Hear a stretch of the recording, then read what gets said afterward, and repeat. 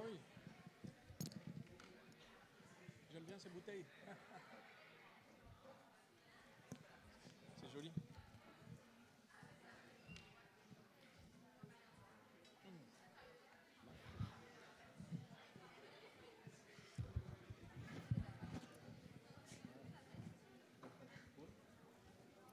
Tu as chaud? Ah ouais. Ah oui, je pense, ouais.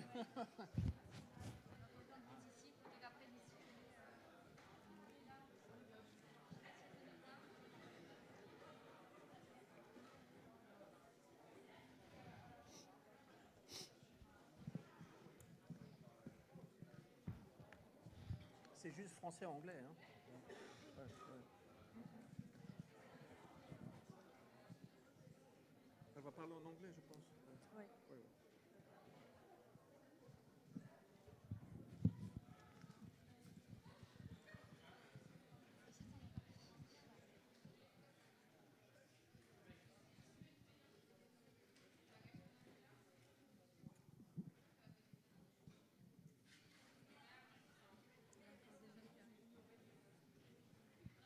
C'est bien.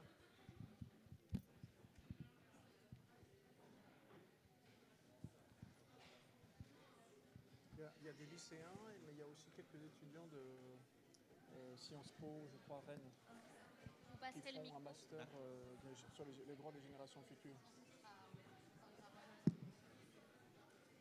Ça va prendre 5 minutes à chaque fois. C'est ça juste qui est pas Pour les facile. lycéens, Je vais essayer de on faire doit vite. vulgariser beaucoup, parce que si on parle trop technique, Le territoire et après le changement climatique. Et après, voir le temps, sinon, je laisse la parole aux jeunes. S'ils n'ont pas de questions, je rajoute sur la jeunesse ou les messages pour toute les générations. N'hésitez pas à adapter les réponses. Très bien. Bah, bonjour à tous. Bonjour morning, Madame everyone. Oswig qui nous Good écoute morning, qui va intervenir Ms. depuis Genève, depuis les Nations Oswig, Unies. who Je ne sais will pas be si vous speaking nous to us voyez. from Geneva at the United Donc c'est Nations. notre I don't know intervenant, if notre you invité can qui est en see us. ligne.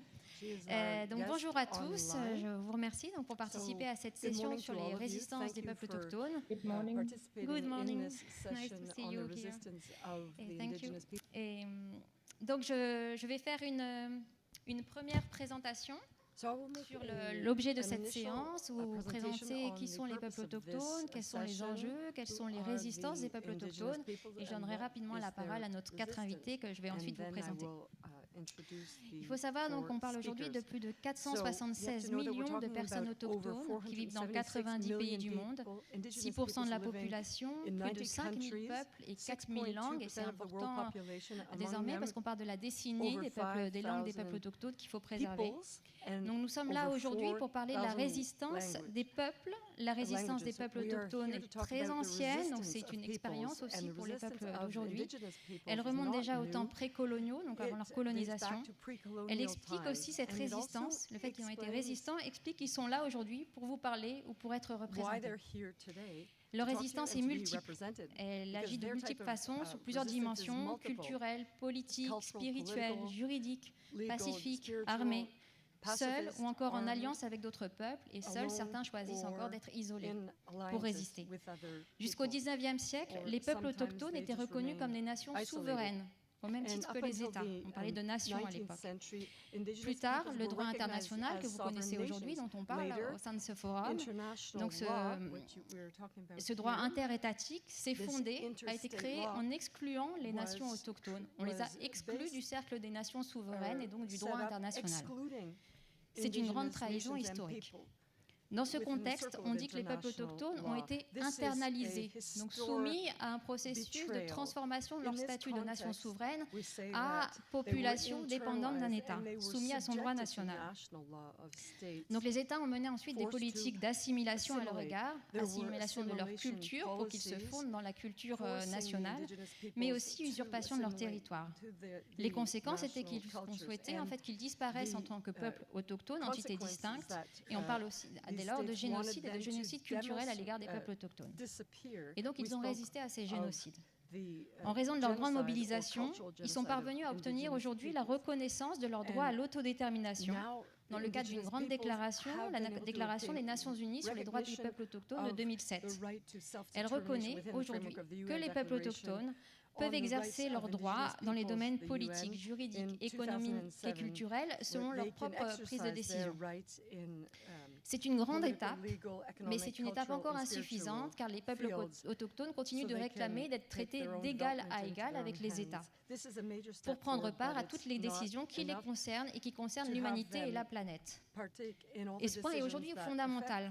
Comme vous le savez, les scientifiques reconnaissent aujourd'hui que les endroits les plus préservés de la planète, là où il y a encore le plus de biodiversité préservée, sont les territoires autochtones. Cela signifie que 5% de la population mondiale a été capable de préserver plus de 80% de la biodiversité. Et ce, malgré le fait qu'on leur a usurpé leur territoire. Ils essayent toujours de les défendre, même s'ils n'ont pas ces titres territoriaux. Et donc cela témoigne, cette préservation de la biodiversité témoigne que les peuples autochtones ont un savoir exceptionnel et des pratiques qui reposent sur leur langue, leur culture, mais aussi leur propre système de droit. C'est en activant leur culture, les systèmes de droit et leur savoir qu'ils sont parvenus à protéger ces espaces. Ça dépend aussi donc de leur accès au territoire et de leurs moyens en fait de gouverner les territoires pour les protéger. Donc ça signifie que leur participation à la prise de décision à toutes les échelles est cruciale aujourd'hui pour préserver la planète, l'humanité et les générations futures. Donc on a besoin des peuples autochtones, mais c'est aussi un devoir parce que c'est leur droit en vertu de leur droit à l'autodétermination. Donc ce n'est pas qu'une opportunité qu'on a de solliciter les peuples autochtones, c'est aussi un devoir. Et en plus, ce serait une grande aide pour nous. Il faut pratiquer la réciprocité. Donc sans plus attendre, les témoignages que nous allons entendre aujourd'hui illustrent tous les points que je viens d'évoquer, toute cette histoire, avec leurs particularités liées au territoire où ils résident, ces peuples et à leur culture. Vous avez, très honnêtement, il y a 20 ans, on n'avait pas cette chance de dialoguer avec des représentants des peuples autochtones en France. C'est une chance exceptionnelle que vous avez aujourd'hui, ou à distance avec une représentante du Groenland et du monde Inuit. Donc vous avez donc comme invité exceptionnel Madame Sarah Olvik, Inuk du Groenland, présidente du Conseil circumpolaire Inuit, qui représente les Inuits donc, de cet espace arctique. Monsieur Brijlal Chaudhary, du peuple autochtone Tharo du Népal, qui est à ma gauche, et qui est président d'une organisation autochtone dont il va nous parler. Ensuite, à côté de lui, vous avez Peter Gert Bruch, journaliste et président... Gert Peter Bruch, journaliste et président de Planète Amazon, on précisera ses fonctions tout à l'heure, qui travaille à la défense des droits des peuples autochtones du Brésil. Et enfin, Natalia Sapunova, originaire de la région arctique de Russie, qui a notamment réalisé de nombreux travaux photographiques auprès du peuple Sami de Russie, mais qui a aussi d'autres projets avec d'autres peuples autochtones de l'Arctique. Donc je remercie très chaleureusement nos invités et vous aussi dans l'assistance. Et je vais m'adresser désormais à Madame Olvik, qui nous fait le grand honneur de participer avec nous depuis les Nations Unies à Genève. Madame Olvik est la présidente internationale du Conseil circumpolaire Inuit. Elle a été membre du Parlement du Danemark de 2011 à 2015 et du Parlement du Groenland de 2013 à 2018. Elle a été chef d'un parti politique groenlandais Inuit. Elle a aussi été vice-premier ministre et ministre des Affaires sociales, de la famille, de l'égalité des genres et de la justice du gouvernement du Groenland de 2016 à 2018.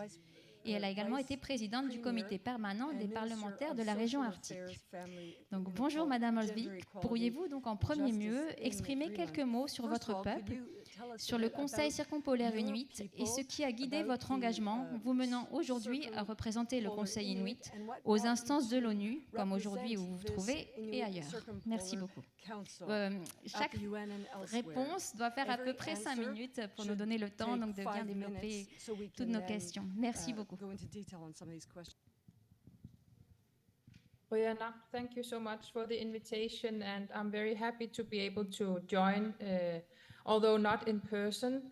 As it was said in the introduction, I'm currently in Geneva at the UN Human Rights Council session, where the UN Special Rapporteur on the Rights of Indigenous Peoples have been presenting his country report from his country visit, official visit to Greenland and Denmark, and has delivered his long list of recommendations related to the human rights of Inuit in Greenland and living in Denmark. And we, as our Indigenous Peoples Organization, have been advocating for many years to raise exactly those issues that the Special Rapporteur included in his report. So we were very, very happy to be in the room at the Human Rights Council in the UN yesterday during his presentation, and also that we were able to intervene with an oral statement highlighting some of the issues for the UN Human Rights Council. So the Inuit Circumpolar Council represents Inuit. We are an indigenous people living across 4 very, very different nation states. We are about 180,000 persons, so we are not many, as you know also from the introduction. Indigenous peoples are often not very many in numbers, but nevertheless we occupy a very, very big part of the Arctic, spanning from Chukotka, Russia, Alaska, Canada, and Greenland. And we have lived in Inuit Nunat, as we call it, throughout millennia. And we always make sure to inform everyone that our history did not start with colonization. We were there before the state borders were created by what we today know as the Westphalian states. So it's a long struggle for us, like for other indigenous peoples, to have our rights recognized and our way of living recognized. And we work on the international arena to raise awareness and promote Inuit rights. For example, our livelihoods are still very dependent on the natural resources, be it on traditional ways of hunting, or if it's the commercial fisheries, for example, that our peoples also conduct today. So any management of living resources, for us, there is no state border in that management, because of course the fish and the birds and the whales, they don't stop at national borders. So our voice in international negotiations on climate change, on biodiversity, on environmental issues is for us very, very important to be included. We have seen time and time again that international agreements have been made without the inclusion of indigenous peoples and with consequences for indigenous peoples. And the saying "nothing about us without us" is maybe a little bit used too much, but it's nevertheless still true. And we are saying that in any decision making that affects us, it is nothing about us without us, and we have to be at the table. So our organization has now existed for 46 years, and we have held ECOSOC accreditation to the UN for 40 years, since 1983. And therefore, we do what we can with the limited capacity we have to be there at the negotiations in the UN. We were also a co-founder of the Arctic Council, which is the intergovernmental collaborative body in the Arctic, which has a very unique structure. So it includes the 8 nation states, but it also includes 6 indigenous peoples organizations as permanent participants. And the Arctic Council was established in 1996. And because we as indigenous peoples were ready to engage, we had already gathered our forces through the 70s and, been able to stand shoulder to shoulder in solidarity among Arctic peoples. So we were ready to engage with the states in 1996 when the Arctic Council was established. So these are a couple of the examples of where we are participating directly and advocating for our rights to be implemented fully, and for our inherent right of self-determination to be exercised when there is decision making that affects us, which there is on many, many platforms. So we do a lot of work on the international arena to represent our peoples side by side with the nation states. And it is a constant struggle, but we can discuss that further in the debate. Røyana.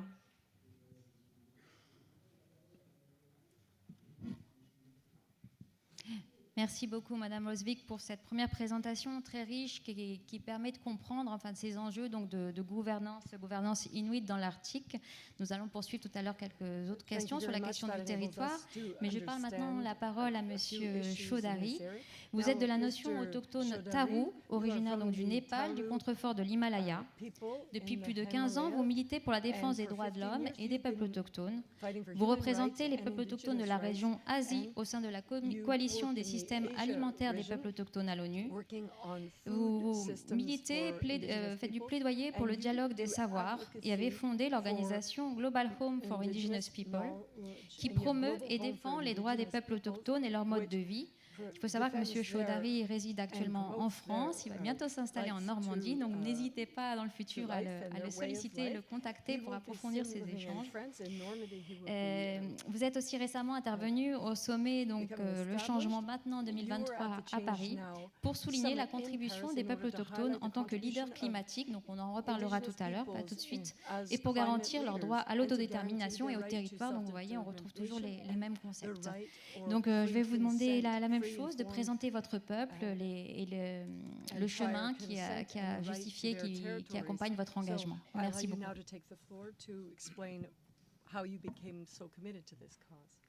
यहाँ उपस्थित सबैलाई मेरो नमस्कार.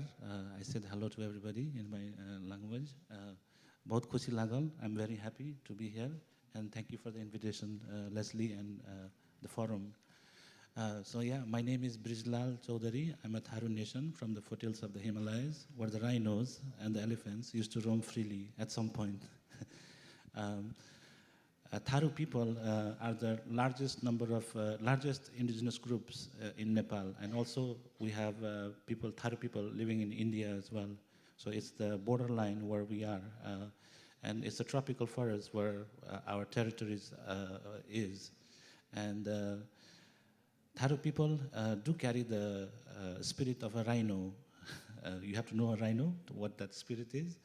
And yeah, since Nepal is a very young country democratically, and for a long time it was ruled by kings, and Tharu people within that structure are assimilated. You know, we're still fighting for our self-determination, right to our territories, right to governance, and whenever we are on the street, whenever we challenge the government, we are criminalized. There are people who are still in jail. They recently came out, but we just want a Tharu state within the federal system of Nepal. But that doesn't happen. We're always criminalized in a way that we cannot self-govern ourselves. So there is a challenge there, you know. So. But still, our dream of having a Tharu land, Tharu governance system, Tharu culture, the way of life we have, the battle continues. And how do I say it? The reason I joined the movement, because I think I'm very lucky to be in a space where I can access the spaces that my people in Nepal cannot access. So they are doing their activism in Nepal, but I have to do my responsibility as a Tharu nation to speak about the struggles of my people and have solidarity with indigenous people all over the world who have similar struggles of assimilation, forced assimilation, and land rights. So yeah, that's all about me, and I'm very honored to be here with you. And yeah, it's really nice to see your face. Yeah, thank you. C'est aussi un immense honneur de vous recevoir. Merci beaucoup. Monsieur Gerd Peter Bruch, vous êtes réalisateur, journaliste, photographe et auteur français. Vous êtes engagé pour la protection de la forêt amazonienne depuis plus de 30 ans, donc depuis la première campagne internationale du cacique Raoni, pour défendre les droits des peuples autochtones et aussi soutenir sa cause. Vous avez fondé Planète Amazone, une organisation qui soutient les peuples autochtones dans leur combat international contre la déforestation. Vous avez également, et notamment, vous avez fait beaucoup d'activités, mais organisé 3 tournées internationales du cacique Raoni. Donc, Planète Amazone fait partie de l'Alliance des gardiens de la mer nature, mouvement en faveur de la paix et des générations futures dont elle a favorisé la création.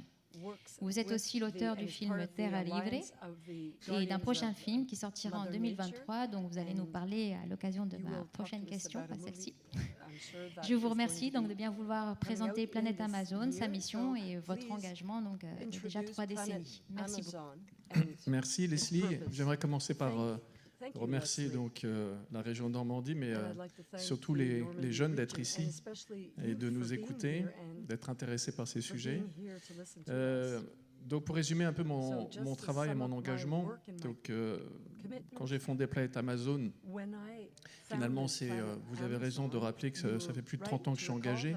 Et Planète Amazon a été créée il y a une douzaine d'années seulement, à un moment intéressant où le chef Raoni était coincé entre les intérêts économiques français et en fait des choses très importantes qui se passaient en Amazonie avec la construction d'un grand barrage. Et le gouvernement français tentait d'acheter son silence sur l'implication d'intérêts économiques européens dans la construction de ce barrage-là. Donc, on a créé notre association dans une urgence un peu particulière.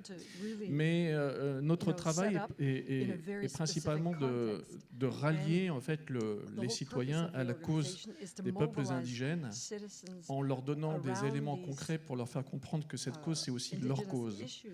Et ça fait écho complètement à mon propre parcours. Dans mon adolescence, j'avais un grand intérêt pour, par exemple, 2 sujets complètement différents. J'étais très intéressé par les peuples indigènes et notamment les informations qu'on avait en France. C'était plutôt sur les peuples, les Native Americans, donc les peuples d'Amérique du Nord. On avait peu d'informations sur les peuples indigènes d'autres continents. Donc j'étais très intéressé par eux. Et j'étais passionné par la musique du chanteur Sting et du groupe Police. Vous me direz quel est le rapport avec mon engagement? Je vais vous l'expliquer. En 87, le chanteur Sting part en Amazonie et publie un reportage dans la presse internationale. Je tombe sur ce reportage qui nous parle des Indiens Kayapo et d'un chef qui s'appelle le chef Raoni. Immédiatement, grâce à ce reportage, donc grâce à ce chanteur, j'ai eu envie d'en savoir plus sur le peuple Kayapo. Et j'ai commencé à faire mes propres recherches. Il n'y avait pas d'Internet à l'époque. Et j'ai tout de suite découvert qu'il y avait un gros problème dans la construction de notre civilisation, qu'elle s'était faite aux dépens des peuples autochtones. Ça a été un choc pour moi, très violent. Et j'ai eu envie de m'engager, ce que j'ai fait. Donc j'ai réussi à rencontrer et le chanteur Sting et le chef Raoni alors que j'avais 18 ans. Et je leur ai dit, je suis là. J'ai envie d'aider cette cause. Et ils m'ont accueilli dans cette cause qui est devenue la mienne et pour laquelle il était intéressant d'entendre les mots du chef Raoni qui venait nous dire concrètement votre modèle de développement est en train de détruire mon peuple, est en train de détruire nos territoires, mais ce que nous subissons aujourd'hui, si vous ne nous aidez pas, vous allez aussi le subir dans un futur relativement proche. C'était incroyable comme discours, c'était très avant-gardiste et il nous parlait, alors que personne n'en parlait à l'époque, du changement climatique, en disant si vous détruisez ma forêt, les grands vents vont se lever, les déserts vont arriver dans toutes les régions propices de la planète et vous allez souffrir énormément. Donc évidemment, je me suis engagé sur cette base-là. J'ai vu tout ce qui s'est passé depuis, le sommet de Rio, le sommet de la Terre, les grands engagements qui ont été pris par les États, sur la base au Brésil, par exemple, d'une constitution assez extraordinaire qui, après des années de lutte des peuples indigènes d'Amazonie, a inscrit leurs droits à la terre, à la continuation de leur culture dans la constitution. Donc c'est le droit le plus élevé. Et malgré tout, vous voyez, on est 30 ans après, vous entendez toujours parler de destruction de l'Amazonie. Les peuples indigènes d'Amazonie et ailleurs d'ailleurs sont plus attaqués que jamais. Donc ça veut dire que inscrire le droit ne suffit pas. Il faut qu'il y ait aux côtés des peuples autochtones un soutien. Il faut que les citoyens comprennent que cette lutte, c'est la leur et qu'ils soient là en permanence aux côtés des peuples autochtones. Et donc ça, c'est le travail que je fais. Je fais des films pour cela. Je contribue aussi à faire voyager des leaders indigènes pour qu'ils portent directement leur voix, soit au niveau diplomatique, soit auprès des médias, soit auprès des jeunes. Et aujourd'hui, mon travail est plus tourné vers vous, justement, avec les films, pour pouvoir vous donner des éléments concrets et vous donner aussi, on va dire, des directions, en tout cas vous donner des pistes à explorer pour que dans votre propre parcours, vous puissiez agir aussi en respect et en ayant toujours dans la tête que vous devez prendre soin des peuples autochtones parce que c'est prendre soin de votre propre futur. Voilà. Merci beaucoup, Monsieur Bruch. Vous voyez, enfin, je sais que vous n'avez pas 18 ans, mais vous n'en êtes pas si loin et votre parcours a peut-être déjà commencé ou peut commencer très bientôt. En tout cas, c'est un magnifique exemple. Donc, Madame Natalia Saprunova, vous êtes photographe documentaire indépendante, originaire de la région arctique de Russie. Vous enseignez aujourd'hui la photographie à l'école Graines de photographes de Paris et réalisez des reportages documentaires. Vous êtes membre de l'agence photo française Zeppelin. Vous êtes lauréate de nombreux concours, notamment votre exposition. On peut voir son exposition Sami, nous vivrons dans la toundra, donc dans cet espace extérieur. J'espère que vous pourrez en prendre connaissance. Je suis sûre qu'après son intervention, vous pourrez tous voir ces magnifiques photographies. Donc vos thèmes, vous travaillez sur la transformation des sociétés, sur l'identité, sur la jeunesse, la spiritualité et la féminité. Et vous avez travaillé auprès du peuple Sami, aussi d'autres peuples autochtones de Russie. Vous avez de magnifiques projets et le contact se fait auprès des populations inuites. Donc je vous laisse présenter également votre parcours et les peuples dont vous essayez de promouvoir la voix. Merci. Bonjour à tous. Merci d'être là. Et donc je suis d'origine russe et je viens de la péninsule de Kola en Russie, c'est à côté de la Norvège et la Finlande. Et tout d'abord, dans mes sujets reportages, je me suis intéressée au peuple Sami.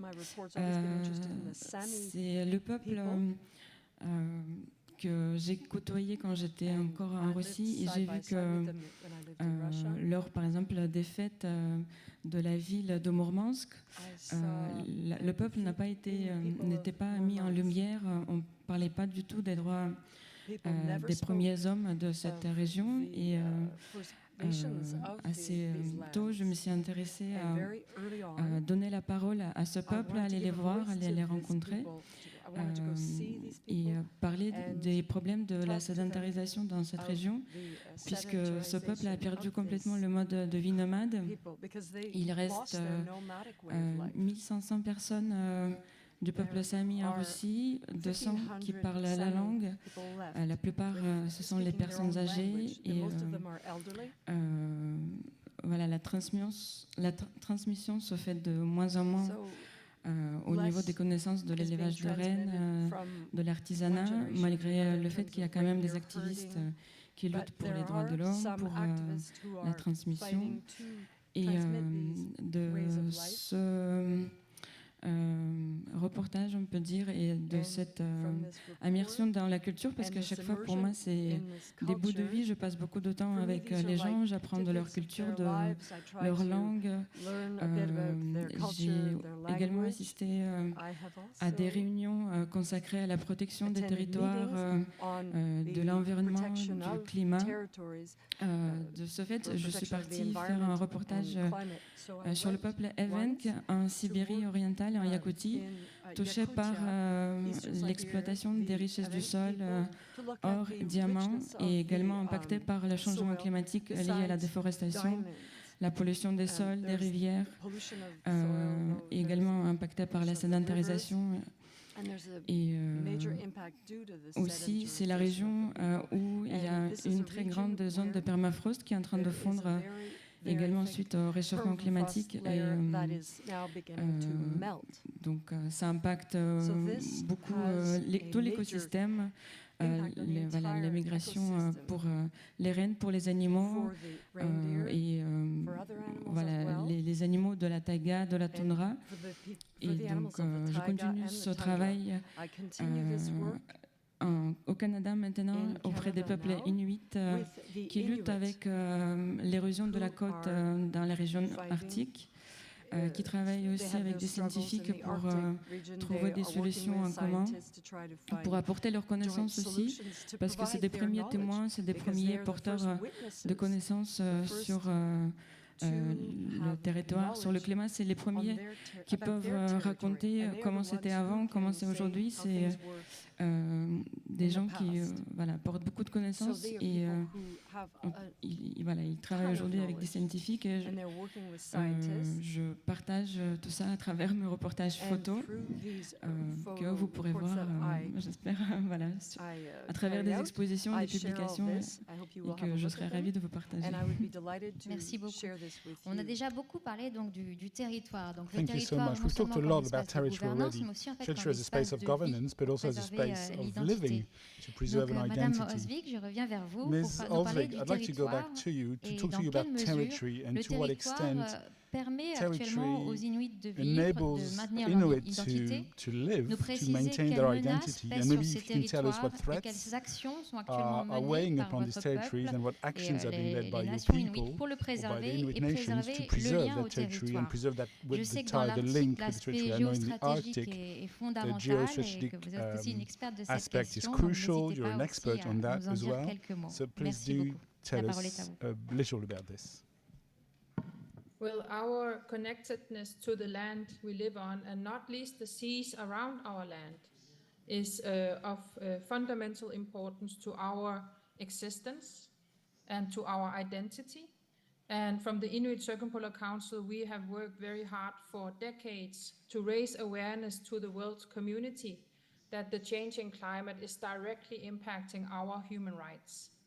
So to have a human rights approach to any policy making is very, very important in our minds, because exactly those changes that we also just heard about from climate, affecting the ecosystems, affecting the biodiversity, affecting our access to food sovereignty and food security, is so fundamental for every single settlement that Inuit live in. Across Inuit Nunat. We are also a modern people. We also live from businesses and trade and from tourism coming into our nations. But the fundamental principle around all of this is that we determine our own social, economic, and cultural future. And that is also the fundamental right that is enshrined in the UN Declaration on the Rights of Indigenous Peoples. So for us, it always falls back on the right, the inherent right of self-determination, which is, of course, also affected by the territorial developments. So we spoke a little bit about Westphalian state borders being created on a map that are, of course, real in a political sense. But when we walk on the land or sail on the sea, we don't see those borders. So that is one thing I think is so important when talking about geopolitical development and talking about security development for any peoples who live across borders, such as indigenous peoples, that we are deeply dependent on being able to collaborate across those borders. And all of this is under pressure in the Arctic at the moment. Our organization was formed in 1977, so that was during the Cold War. And it was not possible for us to fully and equally include our Russian members until after the end of the Cold War in 1992. And today, of course, we are deeply affected by the situation, and we have not been able to conduct business as usual in our collaboration with our Russian indigenous members. They are only about 2,000 persons, and I think that their situation is very similar to the Sami people of Russia. But we do what we can to stand united as an indigenous people across state borders. And through our work, we also include our members from Chukotka. For example, next week, we will gather for the Arctic Regional Gathering, preparing for the COP28. So the UN has established the local communities and indigenous peoples platform, under which we gather through the 7 socio-cultural regions of indigenous peoples. And our gathering will happen next week in northern Norway. So I will travel from Geneva to northern Norway.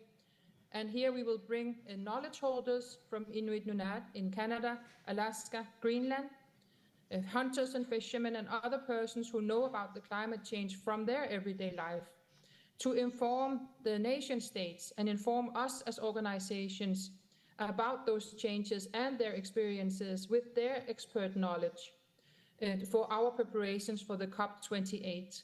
And here we will also be able to include a representative of Inuit in Chukotka through online participation. And that's the way we can do for now. But I wanted to highlight this and also make you aware of the human consequences for Arctic peoples, not only from climate change, but also the other security-related developments. This is very serious, and this is something that we have to keep an eye on as a world society, the consequences for indigenous peoples, because we are not part, very often not part of the decision-making when it comes to security-related issues. But that doesn't mean that we don't have something to say in that. And we as an organization already from 1977, we have resolutions calling for the Arctic to not be used for military purposes and to be a zone of peace. And this is a policy that we maintain today. Brianna. Merci beaucoup, Madame Osvik. Et c'est oui, justement ça, être traité d'égal à égal, c'est aussi participer aux questions sécuritaires et pas en être systématiquement exclu. Donc, Monsieur Brijlal, si vous pouvez nous parler de cette question territoriale, dans quelle mesure il est menacé, c'est pas nécessairement le changement climatique, on en reparlera peut-être tout à l'heure, mais aussi les autres menaces qui pèsent sur le territoire, ça peut être les aires protégées, questions armées et les actions qui sont menées pour essayer de le préserver et de lutter contre cette appropriation. Merci. And preserve it from being grabbed. Thank you for the question. Yeah, like the way Tharu people or most indigenous people are connect to or see land and their forest and their territories has a very deep meaning. So the way we connect with the land is very more than spiritual. It's our school, it's our pharmacy, it's our grocery store. And when you take it away from that, you know, our language is based on the knowledges that comes around that territory. So if that territory is taken away, our way of life, is destroyed. So our land and our territory is very fundamental to our existence and our identity. And I hope the world understands how indigenous people and Tharu people relate to their traditional territories, their forests, their land.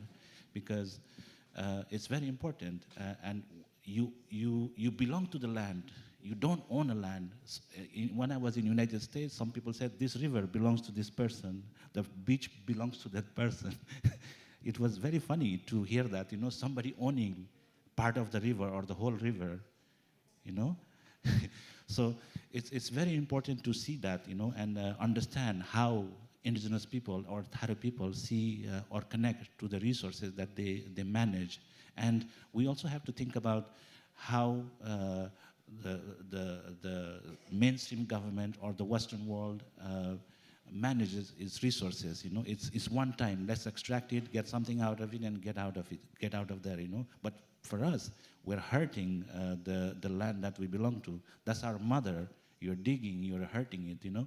So in terms of Tharu people, you know, in 1950s, it was an all tropical land, subtropical forest, and the government of Nepal decided to develop those lands without our consent. And they spread DDT to eradicate malaria. And with that eradication of malaria, everybody came. The government gave a lot of land to people from the north, the Brahmin Chetris, and people from the south who came as businesses and things like that. They built the highway. It didn't benefit any Tharu people because we lost our, with the eradication of malaria, it started to erode our own way of living, our culture, how we relate to the land, and how we govern ourselves, how we manage the resources that is within our territory.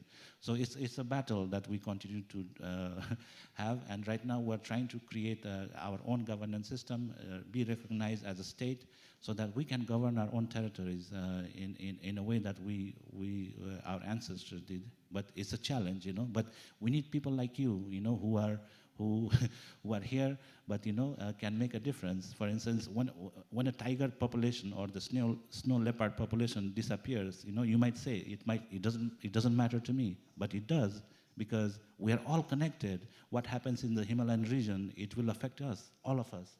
So we have to work together, you know, and I always share the story of the monsoon.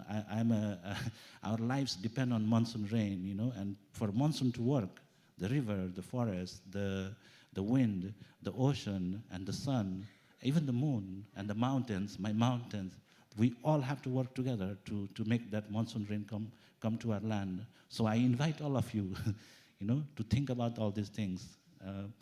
Thank you.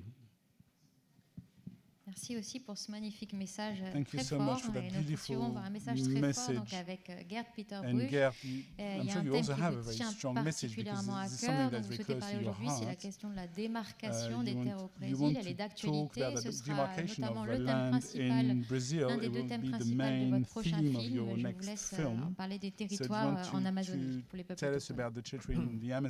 En fait, c'est compliqué pour le grand public de comprendre à quel point cette problématique est intimement liée à l'avenir de l'humanité entière. Tout à l'heure, on a parlé, notre sœur de l'Arctique a parlé de la nécessité d'appliquer cette autodétermination qui est maintenant dans la Déclaration des droits des peuples autochtones.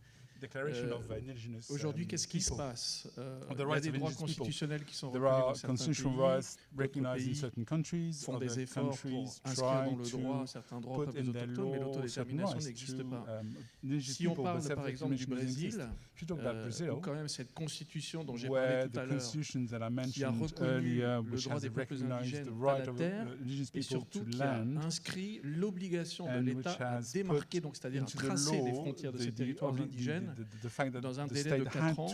Pour autant, l'État brésilien ne reconnaît toujours pas le droit à l'autodétermination des peuples. C'est-à-dire qu'il accorde juste aux peuples autochtones l'usufruit de ces territoires-là. Donc c'est une première étape vers cette autodétermination, mais on en est loin. Même si on en est loin, on n'arrive pas à faire appliquer cette constitution et donc à tracer les frontières autochtones, parce qu'il y a des résistances.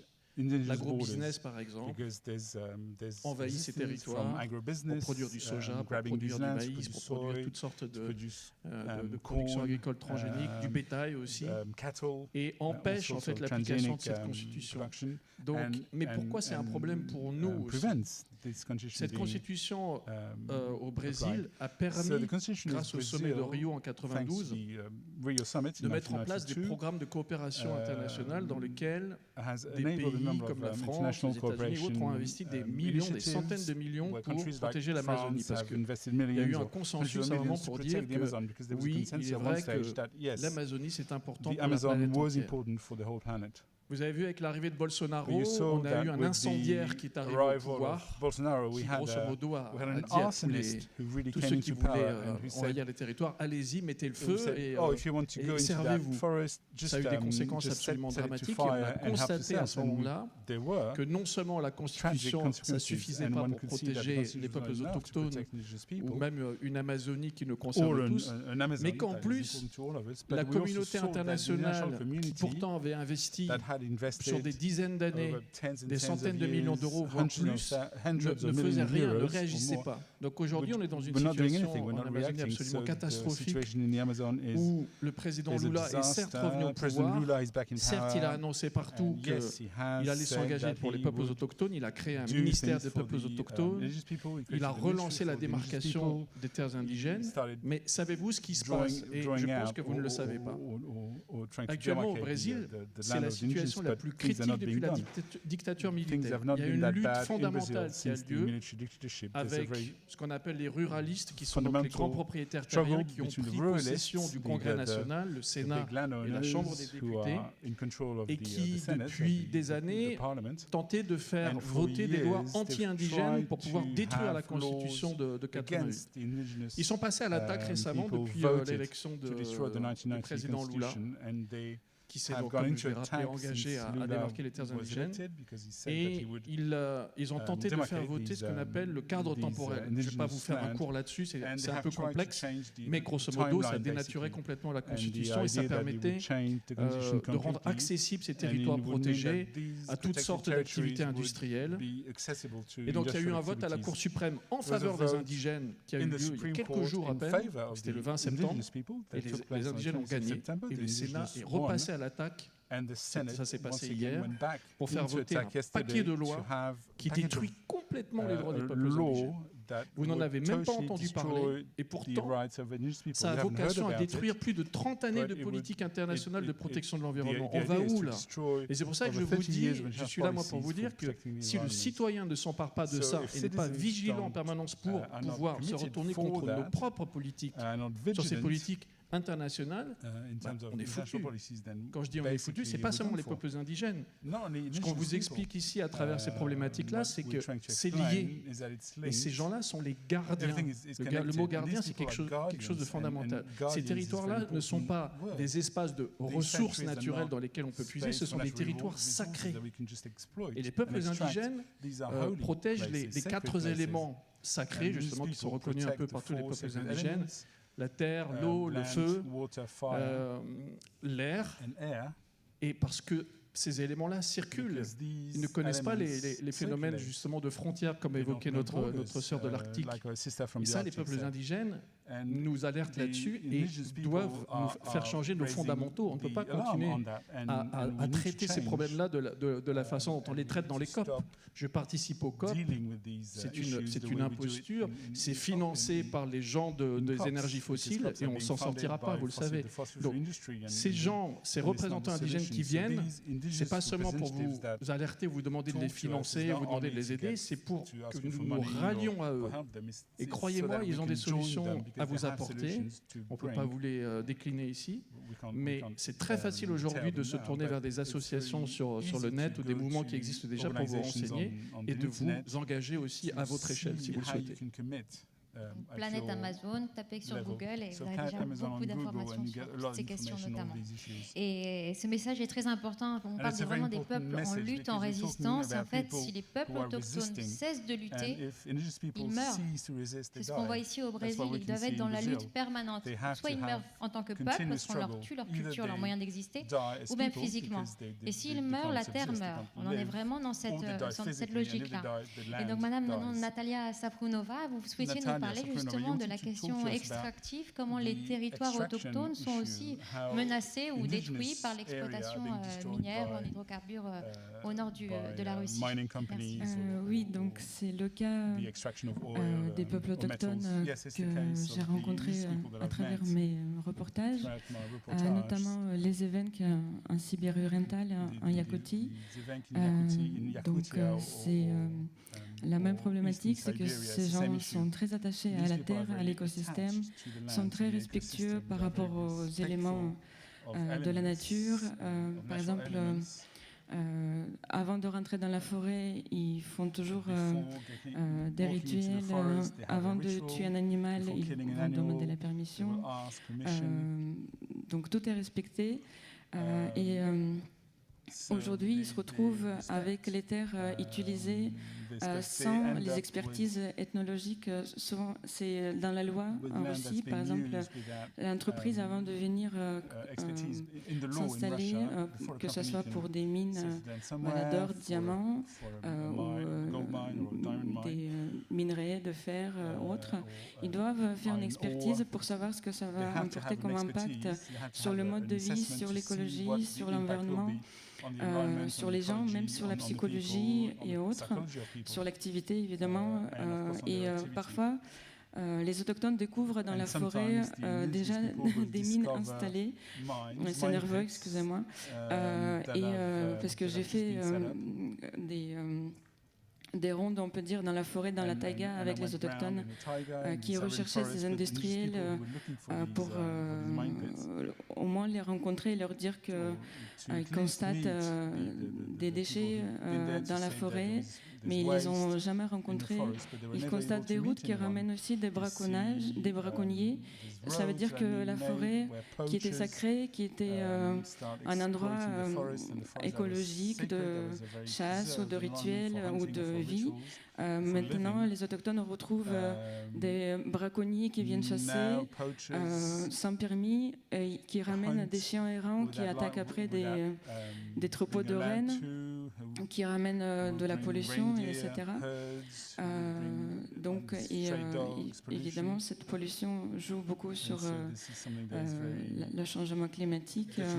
Et comme tout est lié dans l'écosystème, c'est non seulement ces gens-là qui souffrent en local. Après, voilà, avec les vents, on a le changement climatique qui arrive en Europe. Par exemple, la Yakoutie qui se réchauffe. Donc, on connaît bien la Yakoutie pour le froid. Et c'est les anticyclones de Yakoutie qui régulent les températures en Europe. Et à partir du moment où ça devient plus chaud là-bas, c'est là où vous avez déjà remarqué qu'il fait chaud l'été. Même parfois, quand il y a des dérèglements, il fait parfois plus froid que d'habitude. On a aussi des baisses de température anormales ici.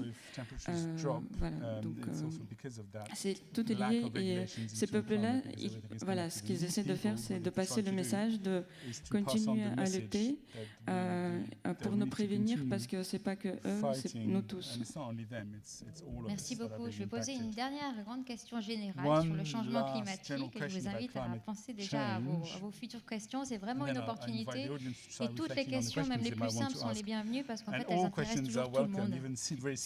Et ça permet toujours de poursuivre les réflexions. Donc, Madame Ozvik, je vais parler maintenant du changement climatique, mais en particulier, parce que chacun peut avoir une intervention particulière. Et quand nous avions un peu discuté ensemble, vous me disiez les peuples autochtones, il est intéressant aussi de savoir qu'est-ce qu'on entend par justice climatique. Les peuples autochtones aussi ont leur conception de la justice climatique.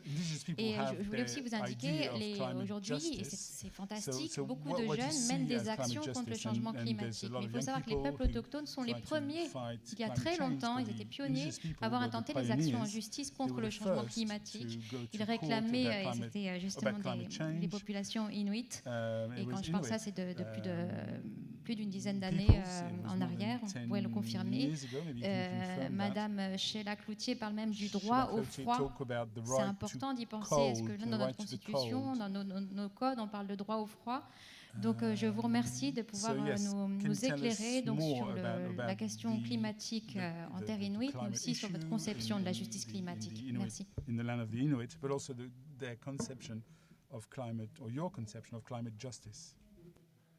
Yes, yes, correct. Inuit. I don't know about specific court cases, but I'm sure that many indigenous peoples from around the world have been using whatever path there is to make sure that there is justice and access to justice on the basis of climate change. For us, climate change is very real. Our word for the Arctic is Isittoq, which means the frozen place.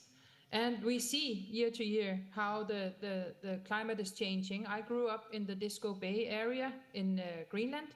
And when I was a child, just a little less than 40 years ago, we were able to walk on the ice and go ice fishing quite far out from our town.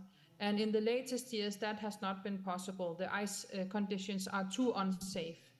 And last year, when we went to the COP27, we had a young hunter with us from the same area, and he told how he has to leave his home settlement to a bigger town and live from fisheries during the winter because the ice doesn't settle around his town and he cannot exercise the traditional way of hunting that he had been taught from his grandfather and father.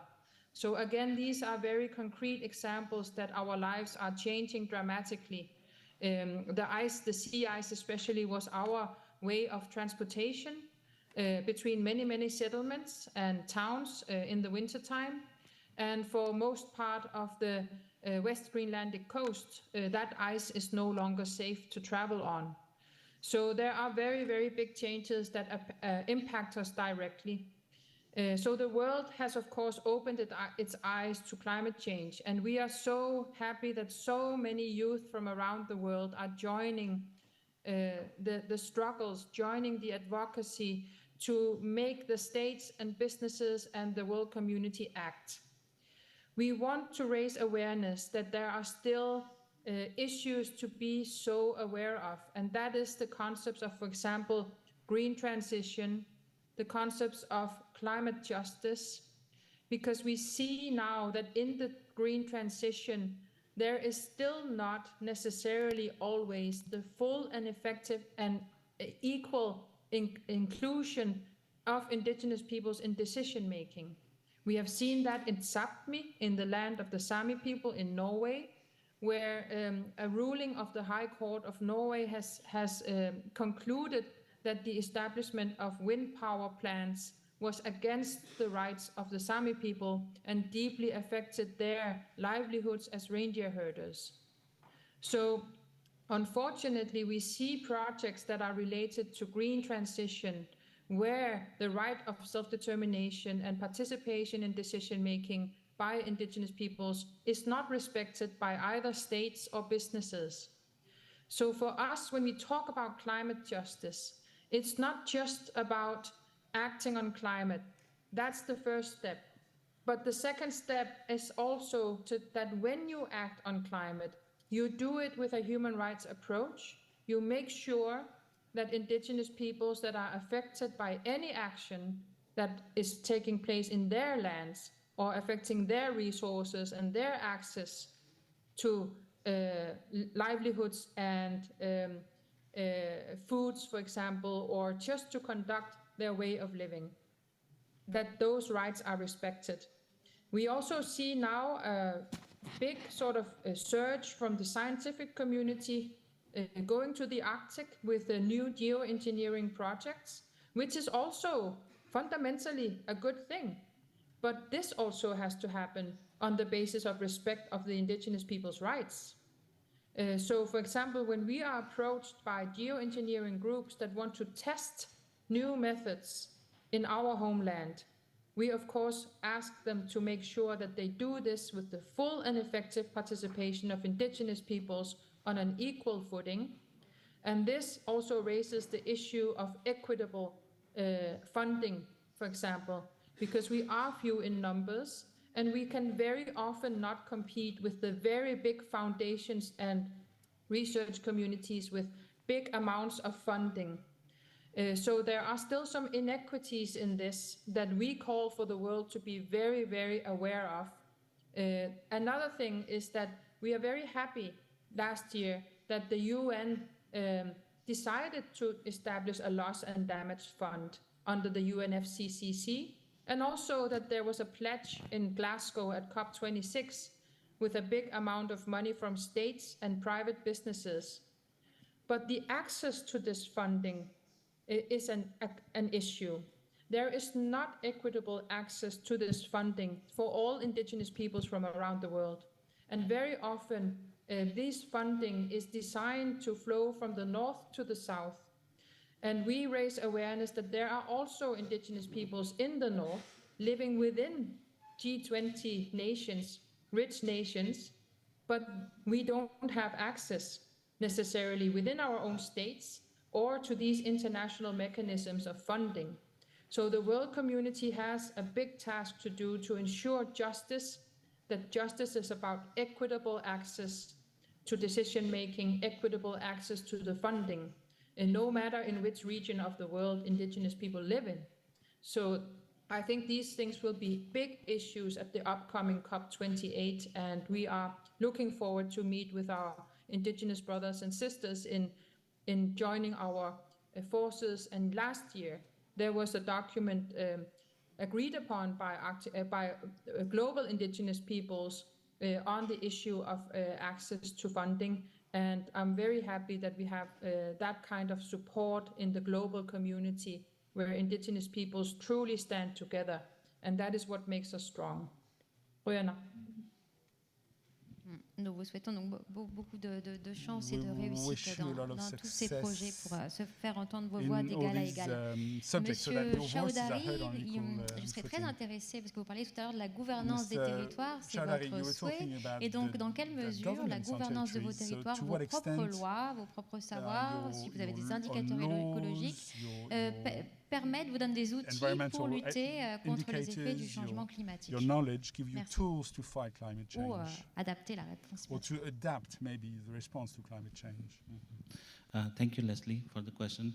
So, in terms of adapting or how we do it, why indigenous peoples are climate leaders is because we live with the land. We're part of the land, so we don't take more than what we need. We take the fish from our rivers that are enough for today to eat. That's all we need. And we go tomorrow again to catch more fish, you know. So that's the very simple principle how we use our land, how we use our resources. And this knowledge, the system that we govern ourselves in managing our resources should be at the table, at the international level, at the national level, and those knowledge should be incorporated, as Sarah was talking about. The world needs indigenous peoples as climate leaders. You know, we need indigenous leadership in climate change adaptation and climate justice that you just mentioned, because the knowledge that we bring is very important. If you look at the biodiversity conservation, it's mostly indigenous people and their territories that are still intact. And it's even proven that the forest, the land, which are really well managed and there is a high number of biodiversity, is indigenous people. It's how they manage the land. They protect their biodiversity. At the same time, they thrive in those environments. So it's very important to bring indigenous people's knowledge about resource management at the international level and the national level. But sadly, very little people listen to that. You know, we're always patronized by the states, member states, and our voices are always often ignored, you know, but like Mr. Sarah said, you know, there is some progress that happened, and it's because of indigenous people's movement all over the world. If you look at Ecuador, they declined oil drilling because we want that biodiversity. They want that biodiversity over oil. Oil will not bring anything to them. They need the forest, the biodiversity to thrive, you know. So, yeah, that's for me. Très bien, merci beaucoup. Il y a un concept important, hein, c'est on le voit par exemple en Colombie, il y a des processus de justice où les peuples autochtones participent avec des juges en mettant en œuvre leur propre méthodologie et leur propre conception du droit, et ils demandent la réparation des territoires qui ont été victimes du conflit armé. Il faut réparer les territoires, restaurer les territoires, et le territoire est reconnu comme victime.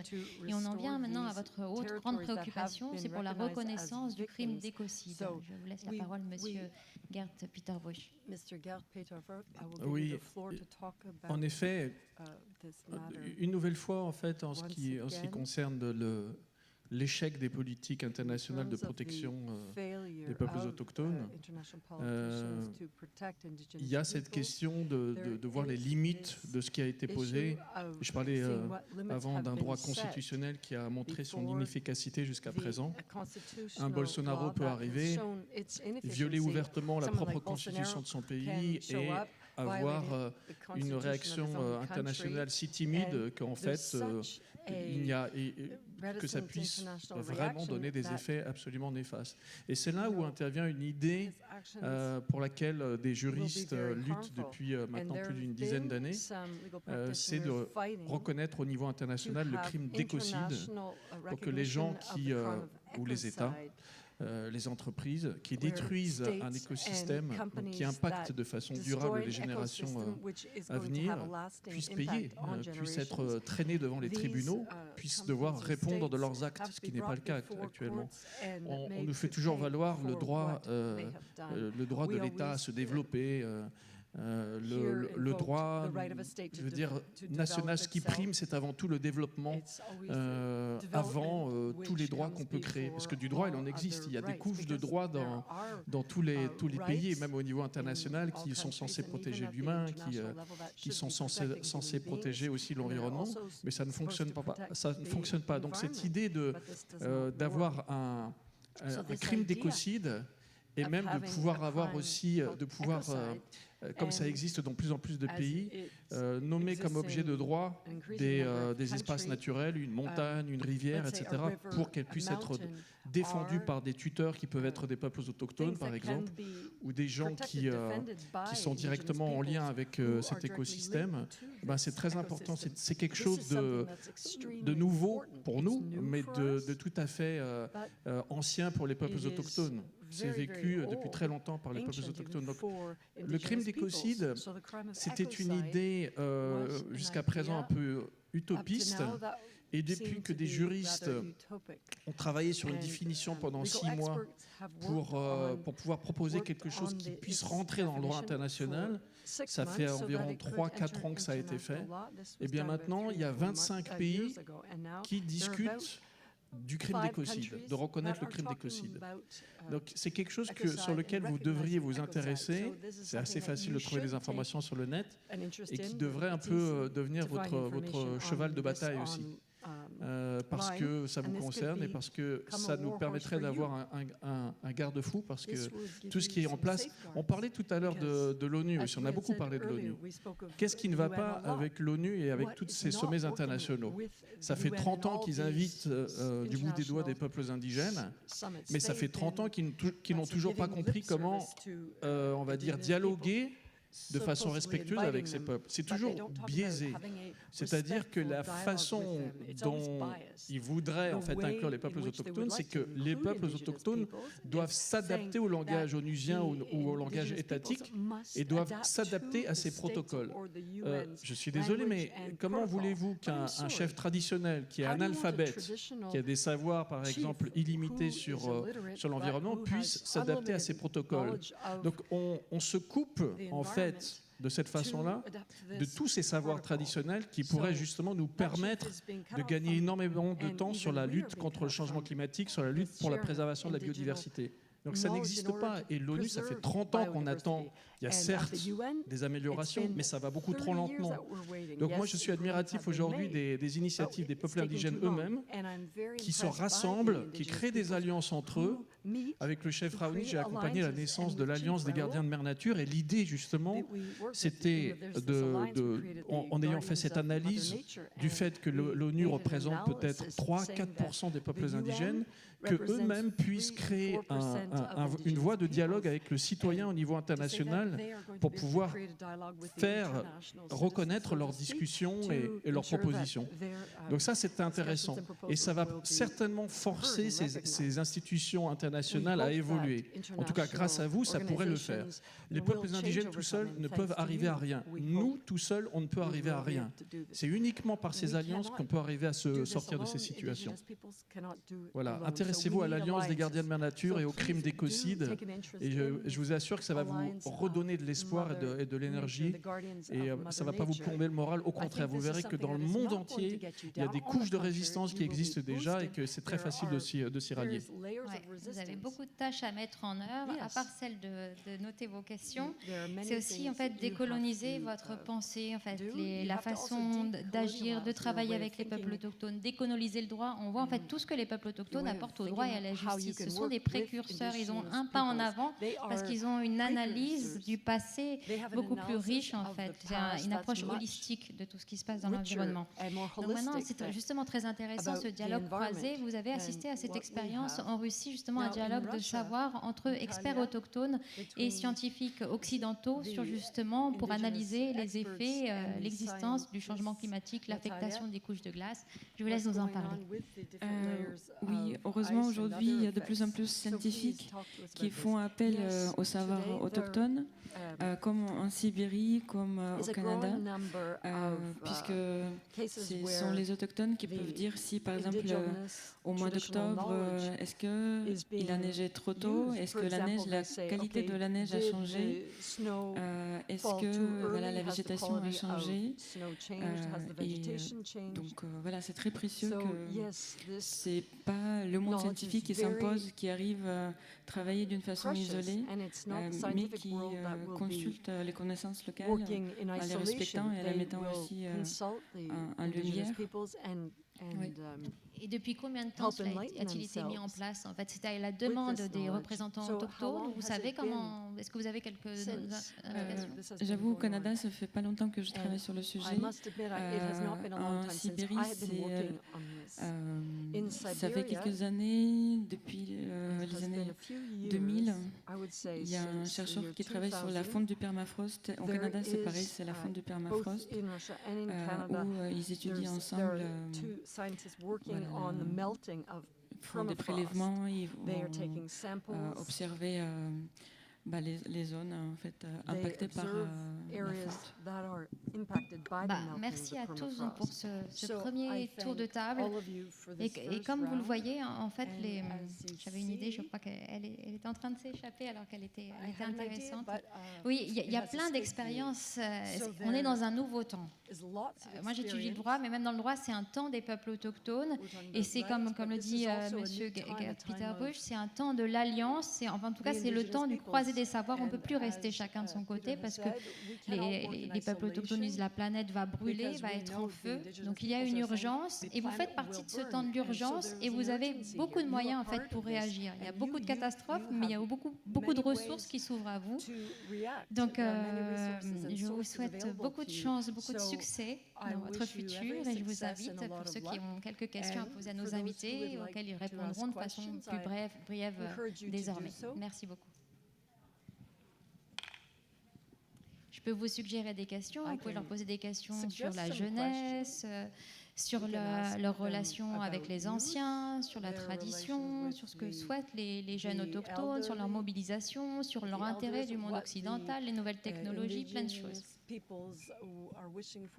Est-ce que la jeunesse s'intéresse encore aux traditions? Voilà une très bonne question. Donc, qui souhaite répondre à cette question? Thank you. Who would like to answer that question? I'll start first. Yes, there's a big resurgence of indigenous youth who are taking spaces, you know, in a way that my father, you know, didn't do it. It's a very active movement that's going all over the world, you know. Of course, there are I cannot talk about the rest of the world, but I can talk about Tharu people. People are, how to say, they are going and doing tattoos. You know, Tharu people used to do tattoos from body, generational knowledge.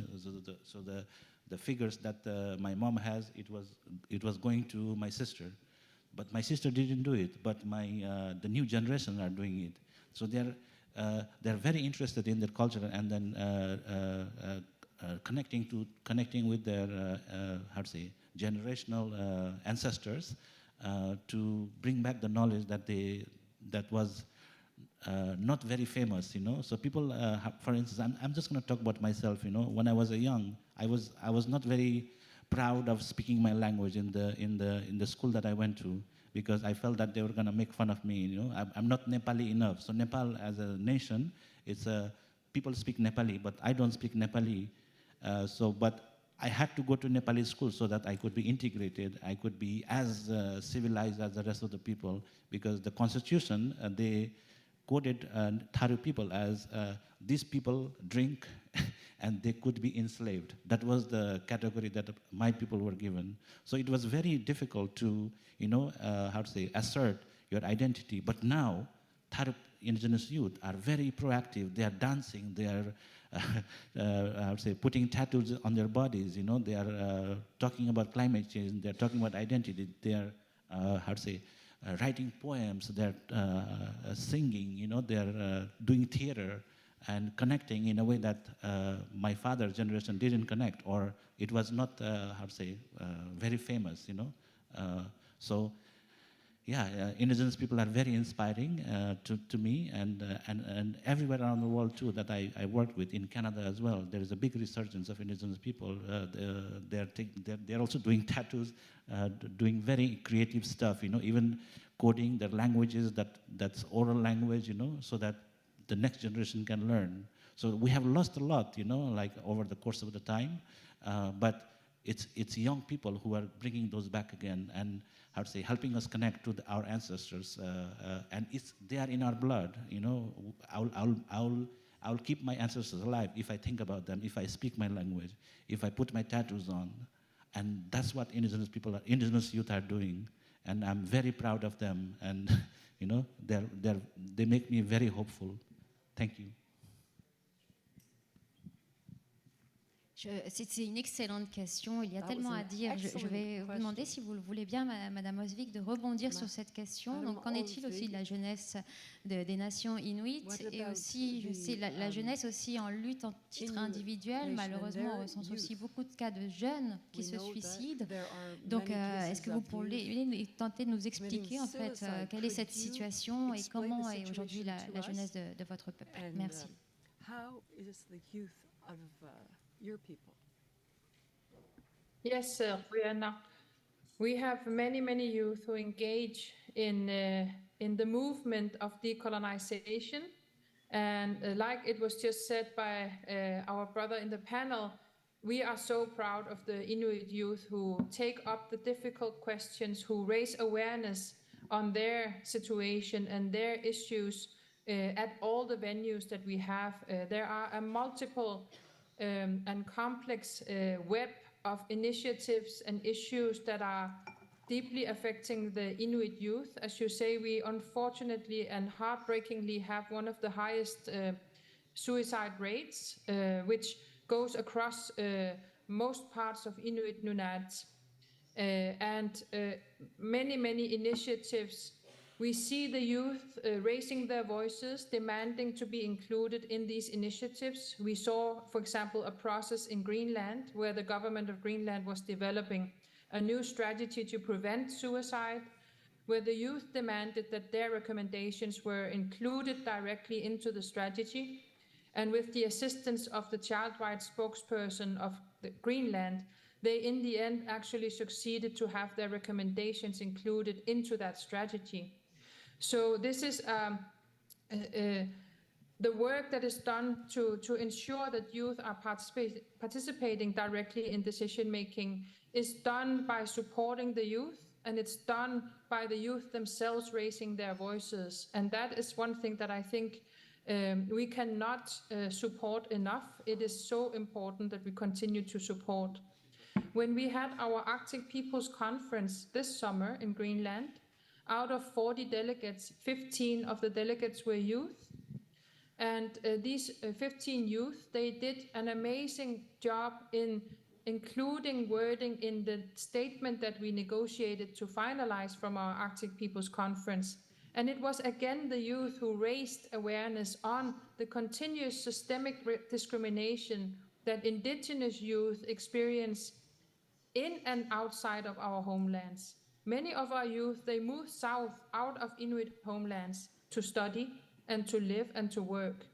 And here, our youth has raised the issue of systemic discrimination still going on in, for example, Denmark, or in the southern parts of Canada and the US.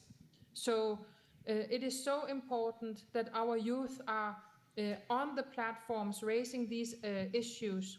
And I think that the youth are also very strong in making sure that when we, for example, participate in international negotiations, we keep focusing on that inequity that is created by the systemic discrimination, which we don't only experience on an individual level, but we also experience it on a collective level, because the world society does not provide seats for indigenous peoples to represent our own peoples through our own representative institutions, for example, in the UN.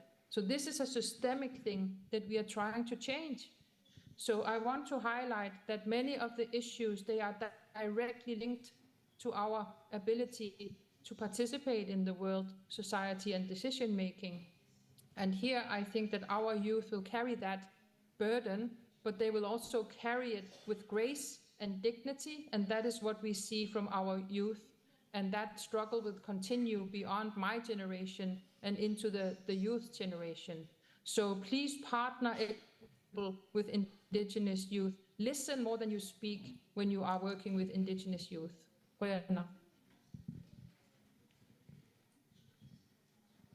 Merci beaucoup pour cet important message. Monsieur Gert Peter Butch, vous souhaiterez rajouter quelques éléments aussi sur la jeunesse autochtone du Brésil. Merci. Les deux témoignages là, c'est vraiment important de les écouter, ça donne de l'espoir, parce que le poids qu'il y a sur la jeunesse autochtone en général est vraiment énorme. Par exemple, au Brésil, ces cas de racisme sont tellement forts envers la jeunesse, les peuples indigènes, les peuples autochtones en général, que c'est vrai que c'est difficile quand on est jeune et autochtone d'être fier de sa culture, de ne pas s'en détourner. Donc c'est un challenge absolument énorme. Donc je voudrais rajouter un troisième exemple positif. Dans le cadre de mon rôle dans l'Alliance des gardiens de Mère Nature, je suis allé au Bénin, en Afrique. Alors le Bénin, c'est un pays qui a vécu une tragédie dans les années 70 avec un gouvernement trotskiste qui a persécuté en fait les peuples indigènes, qui a massacré beaucoup des anciens qui pratiquaient le vaudou, donc ce sont des chamans, et qui a détruit la plupart des arbres sacrés. Les arbres centenaires ont pratiquement tous été liquidés. Donc une forêt qui a été pratiquement détruite de zéro. Et je travaille avec quelqu'un qui s'appelle Apollinaire Oussoulio, qui est parti rechercher les survivants, on va dire les anciens qui avaient été persécutés, qui ne voulaient plus pratiquer la tradition, qui a réussi à les convaincre de reprendre la tradition et surtout de réenseigner aux jeunes les traditions, la forêt, la culture, le vaudou, le chamanisme. Et aujourd'hui, les anciens, donc les très vieux, plus les jeunes, plantent ensemble des arbres, plantent énormément d'arbres. Et c'est magnifique à voir parce que ces jeunes-là ont retrouvé aussi une joie, une fierté d'être autochtones. Et ça crée des miracles. Il a fait aussi rentrer dans la loi le caractère sacré des forêts. Donc au Bénin, il existe dans la loi les forêts sacrées. Et donc ça me donnait l'occasion aussi de parler de l'Afrique parce qu'on parle assez peu de l'Afrique. On parle énormément de l'Amazonie, mais c'est vrai qu'on ne parle pas assez des autres forêts. La forêt arctique, on en parle très très peu. La forêt équatoriale en Afrique, on en parle très très peu. Et donc cette jeunesse autochtone, c'est vrai, elle a aussi besoin énormément d'être soutenue, d'être écoutée et de retrouver cette fierté d'être autochtone. Notre quatrième invité aussi aurait des mots à ajouter sur cette très importante question. Oui, c'est vrai que ce que j'ai pu voir dans la culture Sami en Russie, c'est exactement, on peut dire, ça ressemble beaucoup puisque la politique de la sédentarisation pendant l'époque soviétique était telle que c'était honteux d'appartenir à la culture Sami. Le costume était interdit, c'était honteux de porter les chaussures traditionnelles. Donc c'est vrai que psychologiquement, les parents ne transmettaient pas cette fierté d'appartenir à la culture Sami. Et c'est assez présent aujourd'hui dans la façon de percevoir la culture d'origine chez les Sami en Russie. Et malgré cela, il y a un éveil et un retour vers les origines, la volonté de s'identifier en tant que Sami chez les jeunes, et aussi des cours qui sont organisés par les grands-parents, par exemple. Donc les jeunes quand même s'intéressent.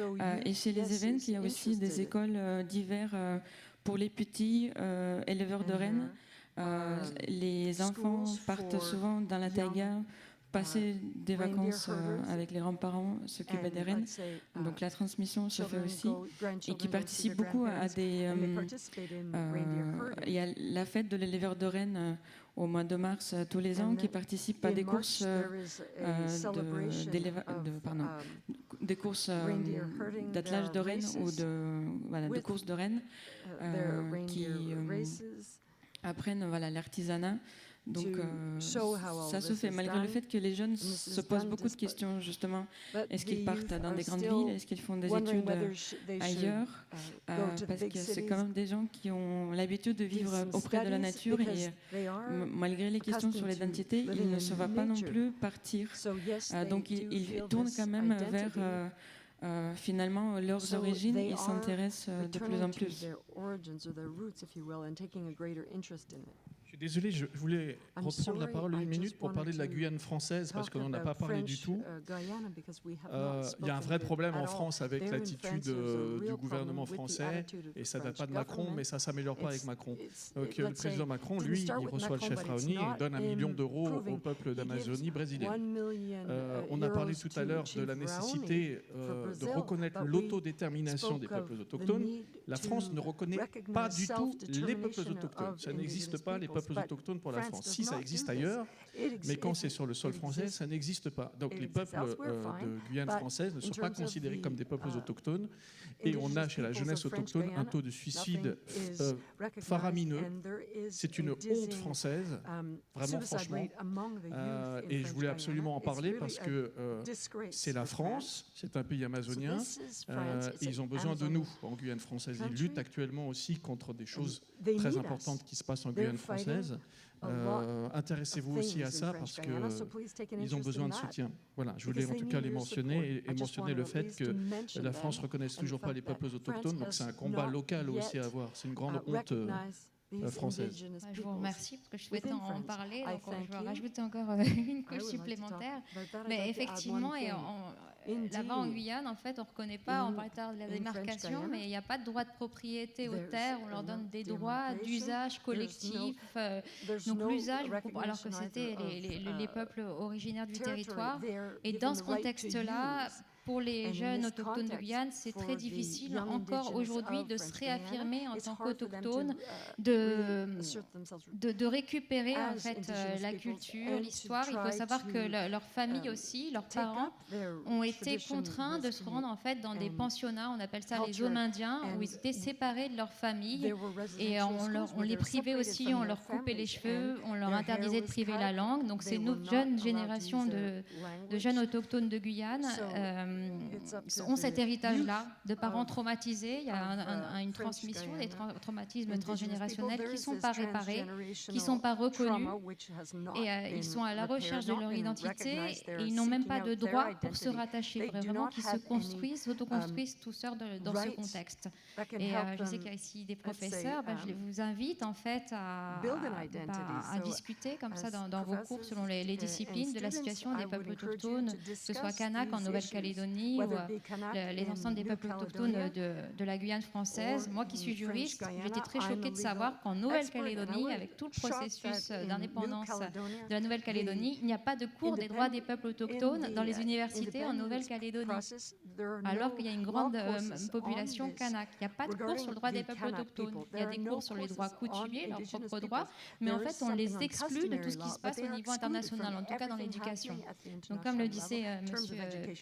Peter Bush, il y a effectivement beaucoup à faire.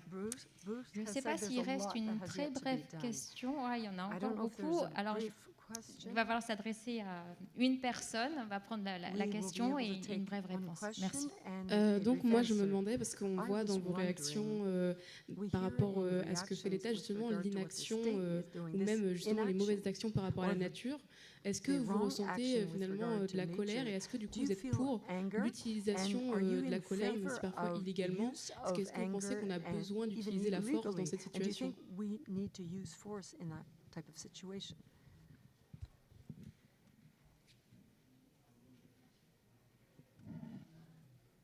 Est-ce que vous pouvez lui répéter la question? Il n'a pas eu la traduction. Je vais destiner les réponses. Je me demandais si du coup, est-ce que vous justifiez l'utilisation de la force ou même de pratiques illégales pour réveiller les consciences et même faire avancer écologiquement parlant?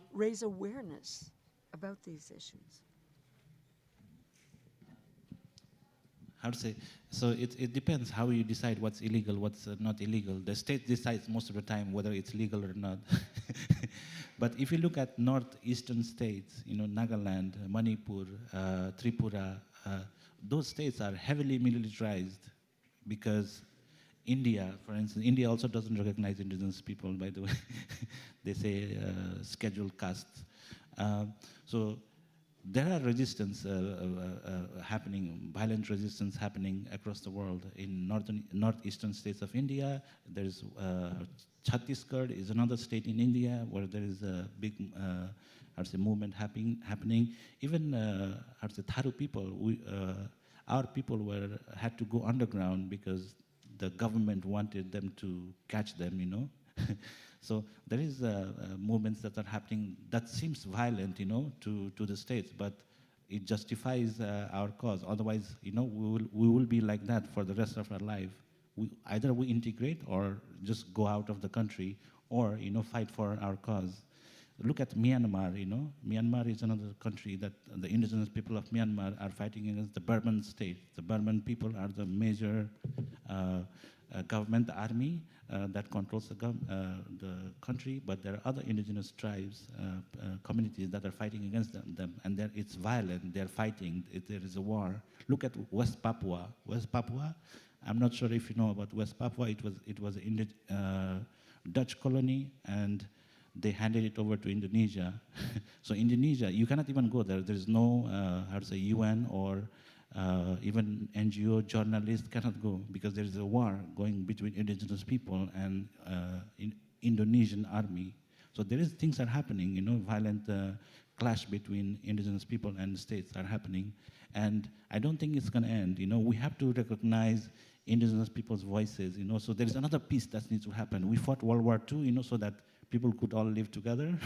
But we need another peace, you know, peace with indigenous people. The states, the world needs to have reconcile with indigenous people. What bad things we have done to indigenous people. They have their territories, their bodies, their culture, even experiments, you know, science experiments have been done on indigenous people. So we have been extracted so much, you know, like they extract so much out of us, but there is no reconciliation yet. The path to reconciliation is very far, you know. The World War II, Nepal, the Gorkha army, we fought your wars, you know. They were here in France. There's a cemetery of Gorkha people, and majority of them were indigenous people from Nepal. We hardly recognize them, you know. They fought World War II, World War I for something that didn't matter to us, but we fought it, you know. But indigenous people are never recognized in those causes. So there's another peace movement that needs to happen, and that peace is between the states and indigenous people. And I hope the young people, when we move forward, you know, you will see the peace. Let's imagine it together, you know, because our knowledge system, our governance system would add value to the humanity. The diversity that indigenous people bring to this world is incredible. We just have to listen to them. But we don't. That's the sad part, you know. But as young people, I am very hopeful that, you know, we can change that narrative. We can change how we connect with indigenous people, how we see their worldviews, you know. Because first, we need to understand their worldviews, how they relate to things that's around them. But yeah, I think I diverged here and there. But yeah, there are violent, clashes that's happening all over the world. Yeah. Thank you. Merci. Je sais qu'il y avait encore trois autres questions dans la salle. Il y en avait pas là. Peut-être après, parce que là, c'est une chance incroyable d'avoir des questions. Merci. Du coup, moi, ma question, c'est par rapport au Tibet. Est-ce que ça a changé beaucoup de choses pour les peuples autochtones du Tibet, que le Tibet appartienne à la République démocratique de Chine? So Tibet, it's a very politically charged word, you know, when we bring it to this space. And I'm not a Tibetan, and I don't know if I should speak about Tibet, how Tibetan people think, you know. But I agree, Tibet was an autonomous state before China took over. There are a lot of businesses that Nepal as a country did with Tibet, like dealings, you know, business dealings and state-to-state partnership, marriages as well. So it's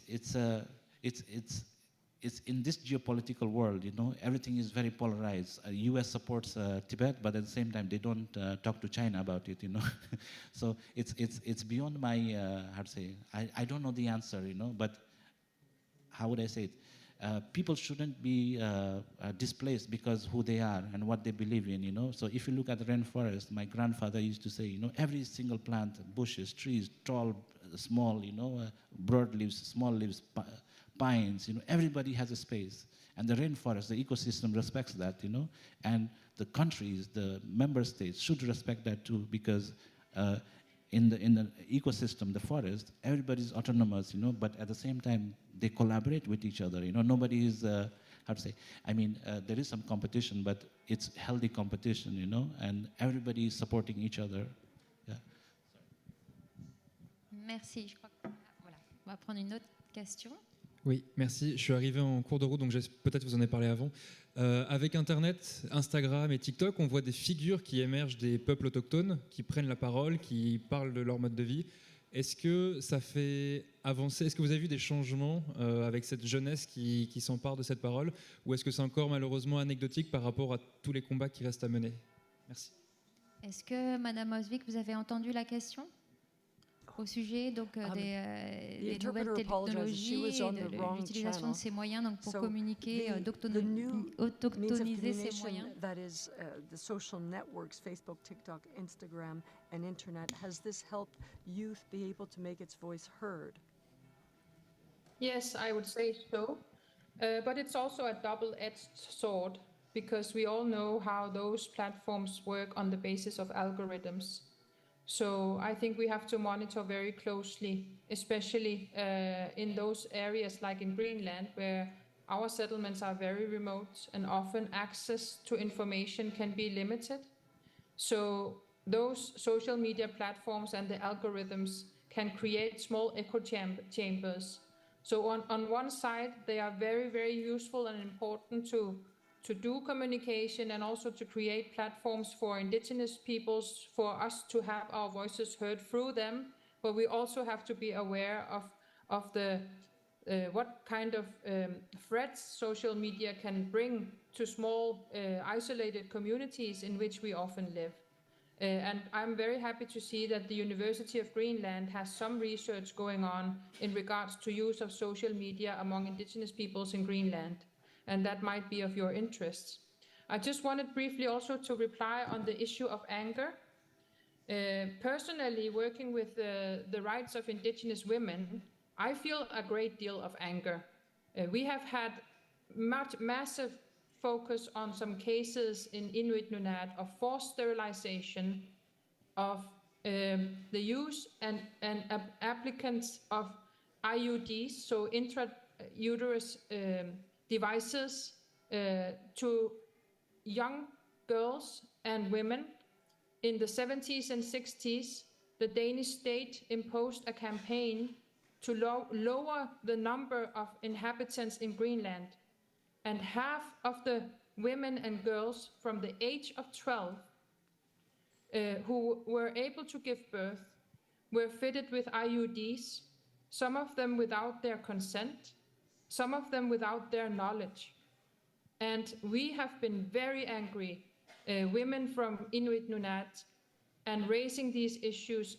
Yesterday at the Special Rapporteur's reporting here in the UN, I was very happy that the Special Rapporteur has raised this to the UN and to the Danish state, and there's an investigation going on right now. But it becomes very real for us with the consequences of colonization and the effects, particularly on indigenous women and girls, and we are angry. But we have also taught ourselves to turn that anger into action and to be able to participate in the diplomatic efforts to redress, to justice, to raise the issues. And to do that, we have had to learn the Western way of doing diplomacy. And I think that is what we have used to get this far that we have, that we are at the UN, that we are at the table on many platforms, not all yet, but on many platforms. And I think that is also where we have to see that indigenous peoples and recognize that indigenous peoples, we have been very, very good at taking those experiences from colonization, different violent acts against our peoples, against women and girls, against youth and elders, and take that anger and use it in diplomacy, use it in our advocacy. So I just want to echo what was said, that there's another peace effort that needs to be done, and it's an individual level, and it's on a collective level. And I think that it is so important that you as youth also know about these serious human rights violations that continue to happen among indigenous peoples and on indigenous peoples. Brianna. Merci beaucoup pour ces informations effectivement cruciales. Une dernière question et ensuite nous allons malheureusement clore ce débat, mais je vous remercie pour cet enthousiasme. Vous avez parlé plusieurs fois des COP. Est-ce que pour vous, elles ont encore une utilité aujourd'hui? Several times of COPs. Are they still useful today? Pour nous, environnementalistes, oui, parce qu'elle nous permet de nous retrouver, mais à part ça, ça se passe behind closed doors, comme on dit. C'est-à-dire que les vraies négociations, il y a deux espaces séparés. Vous avez l'espace de la diplomatie et l'espace de la société civile. Donc les processus pour y participer sont extrêmement lourds, contraignants, et quand on est là-bas, ils ne nous écoutent pas, ils ne nous entendent pas, ils n'ont pas du tout envie de nous écouter. Donc pour moi, c'est quelque chose qui doit fondamentalement être réformé, et pour nous, c'est important d'y être pour être ensemble. Je voulais, comme je ne prendrai plus la parole, dire juste un mot en ce qui concerne. Tout à l'heure, c'était une question très importante sur le fait de devoir faire de réagir. Comment réagir? Est-ce qu'on peut faire des actions illégales? Je dirais qu'il faut passer à l'action, c'est nécessaire pour montrer qu'on existe, pour montrer qu'on est là comme le font les peuples indigènes, mais il faut rester dans la non-violence. Et en ce qui concerne le fait de faire des choses illégales, ce qui est légal un jour peut devenir illégal le lendemain. Et c'est ce qui se passe avec les gouvernements. Les gouvernements, que ce soit la France ou ailleurs, peuvent rendre illégal le fait simplement de manifester pour le climat. C'est devenu très difficile de manifester en France, mais il faut passer à l'action. Ça, c'est vraiment fondamental. Donc je vous invite à le faire, et je voulais vous dire aussi que le film que je termine s'appelle Amazonie, cœur de la terre-mère, que je fais avec la princesse Esmeralda de Belgique, ça vous comprendrez pourquoi. Il est fait pour vous, donc n'hésitez pas à m'inviter pour une projection dans vos écoles, je serais vraiment très intéressé pour le faire. Voilà. En contactant Planète Amazon si vous le souhaitez. Merci. Merci à tous. En premier lieu, merci donc à nos 4 invités exceptionnels. If you want to have the film screened in your school. I want to thank our 4 amazing, exceptional guests. So thank you so much. Un grand merci à vous pour votre enthousiasme. Si je me faisais une réflexion, comme vous voyez, c'est un débat fascinant qui aurait pu intéresser tout le monde, mais il était dédié à la jeunesse. Donc c'est vous en fait qui sont les récepteurs de ce message. Et j'espère que dans votre parcours, en fait, cette discussion vous marquera. Il y aura un jour où il y aura un déclencheur. Et je voudrais me lever pour remercier ces représentants des peuples autochtones qui sont là avec nous, mais aussi tous ceux donc, qui ont résisté. On parle de résistance des peuples, ils sont encore là aujourd'hui. Donc les remercier, les applaudir, parce que comme le pensent les peuples autochtones, et je le pense aussi en fait, les bonnes énergies entraînent les bonnes énergies, les bonnes intentions entraînent les bonnes intentions. Et en tout cas, moi, je souhaite marquer mon intention et j'invite ceux qui souhaitent m'accompagner à me lever pour eux et applaudir en hommage au peuple autochtone et à votre alliance. Merci.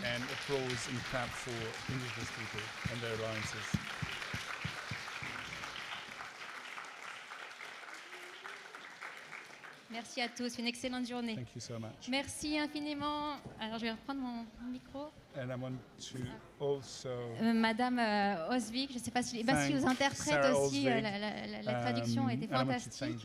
Merci à vous à distance, c'était un plaisir, on aurait aimé être avec vous, mais vos propos étaient tellement riches et c'était important de les partager avec cette jeunesse. Merci, au plaisir de vous rencontrer à une prochaine occasion. Au revoir et belle journée à vous avec tout ce que vous avez à faire aujourd'hui. Merci beaucoup. Have a nice day.